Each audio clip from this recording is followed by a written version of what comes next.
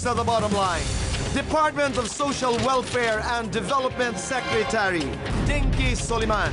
Lilinawin ang mga maiinit na isyong kinasasangkutan niya at ng DSWD. Ang issue ng 500 peso monthly pension para sa mga senior citizens na nilimitahan lang ng DSWD para sa mga 80 years old pataas. Bakit yung 80 lamang? Ilan naman ang mahihirap na 80 and above? Unfair din talaga. Issue ng 4Ps o Pantawid Pamilyang Pilipino Program na magbibigay sa mahihirap mula 6,000 pesos hanggang 15,000 pesos a year. Meron bang kakayahan ng DSWD na ma-monitor itong ganitong klaseng programa, no, ng epektibo at na hindi ito napupunta lamang na pantaya sa weteng o kaya napupunta sa korupsyon? At issue ng pagtalikod ni Secretary Dinky Soliman kay PGMA. We will hold on together, kumakanta, at bigla na lamang kinabukasan ay you deserted your president. What is your side of the story? Kasama rin natin makikilahok sa usapan ng ating mga bottom liners. Pag nangyari ulit isang ondoy, wag naman sana. Handa bang DSWD para tumulong? Bakit lumobo ng 123% ang hinihinging budget ng DSWD? No street children by 2011. Kaya ba niya yun? Heto na ang buwelta ni DSWD Secretary Dinky Soliman. You are watching The Bottom Line.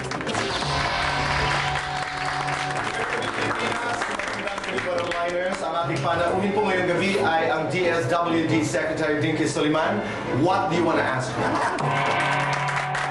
I just want to know where does she see the DSWD in terms of vision under her leadership? Saan niya gusto makita yung DSWD? I'd like to know, Boy, bakit lumobo ng 123% ang hinihinging budget ng DSWD for next year? Our secretary made a very bold statement na no street children by 2011. Kaya ba niya yun? Is it plausible? Is it... Ganun ang visionary leadership. You set yes, you but set a goal. You should set a goal that is achievable. Do you think street children can be you can remove them in 1 year? Disappear, evaporate them in 1 year? Where will you put them? Welcome to The Bottom Line, Ma'am Tess. Maraming salamat sa iyong pagdalaw sa amin dito. Salamat. Anong nais niyo pong itanong kay Secretary Dinky? Well, yun na nga, kagaya ng sinabi ni Doc, na kailangan sana na para matulungan talaga ang mga batang lansangan, ang sabi ni Secretary Soliman na dapat magkaroon ng mas maraming shelter. Paano niya yan magagawa? Yun nga, hindi pa pumapasok dito yung mga sinasabi natin na may mga sindikato ng mga kumukuha ng kumikidnap ng mga bata, kumukuha ng bata, di ba? Tapos, yun na nga, sila yung kumukuha ng ng pera. Maraming mga pelikula na nagawa rin dito sa Pilipinas yan. Yung talagang yung ginagawa nilang Melicans. Binubulag pa. Alright, okay. Dito ba siya kayong kay Baby George Francis? Kung magkikita po ba sila ng nanay niya at kung makakasuhan pa po ba ng child abandonment yung if ever na-discover yung real mother niya? Okay, isang burning issue po, Tito Boy, about Ma'am Dinky ay yung pagpapatupad niya, muling pagpapatupad niya nung matagal na ring program ng ni President Arroyo sa panahon ni President Aquino, yung Pantawid Pamilyang Pilipino Program.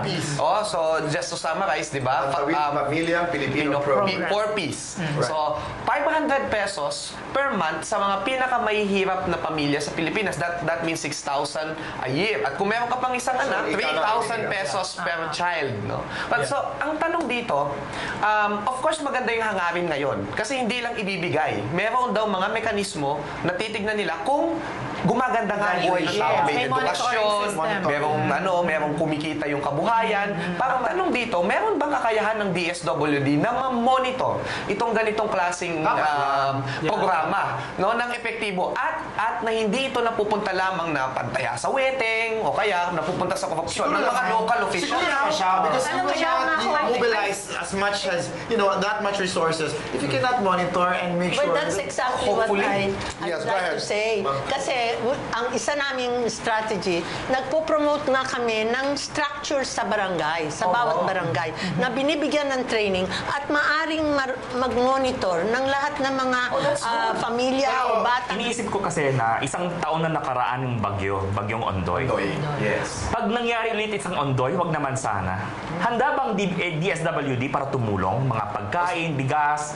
Dahil baka knee-jerk reaction na naman, no? O sabihin na natin na ang ating taping ay the first taping po of Bottom Line happened a week before. A day. A day before on The night before December. So we are celebrating our first anniversary of the first taping with Speaker Nograles during that time. Okay. So ang tanong ngayon ay Ondoy, kung handa ba ngayon? Handa ba ngayon humarap ka sa mga nasalanta, sa mga trahedya, sa mga tao, pangangailangan ng mga biktima? And now with online the poverty and population, does the DSWD have an opinion with regards to the reproductive health bill? Okay.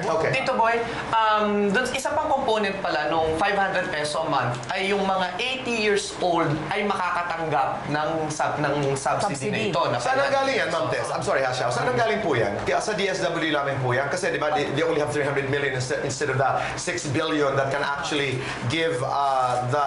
Well, I think the secretary is in the best position to explain that, no? Pero sa usap-usap sa mga NGOs, dahil it's a raging debate nga na bakit yung 80 lamang, ilan naman ang mahihirap na 80 and above. Ang life expectancy is below 80, it's about 70 something. So you were... Ilan ang maabot sa Maraming salamat, Ma'am Tess. I will see you again later. Pag-uusapan natin kung ano ang aming mapag-usapan ni Secretary Dinky. Mas lalo na yung rescue. Okay, isulat niyo po dyan para maitanong mo natin. Maraming salamat, Ma'am Tess. Alright, I'll see you guys later.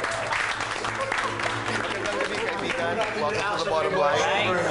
Mukhang mainit at masaya ang ating talakayan ngayong gabi. Sabi ko nga, pagkahaba-haba man daw ng prosesyon, tayo'y hahantong at hahantong pa rin po sa The Bottom Line. Kaibigan, tara, usap tayo.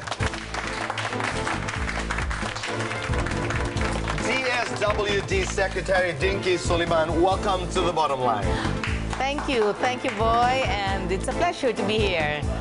Always. Maraming salamat. We will hold on together, kumakanta, at bigla na lamang kinabukasan ay you deserted your president.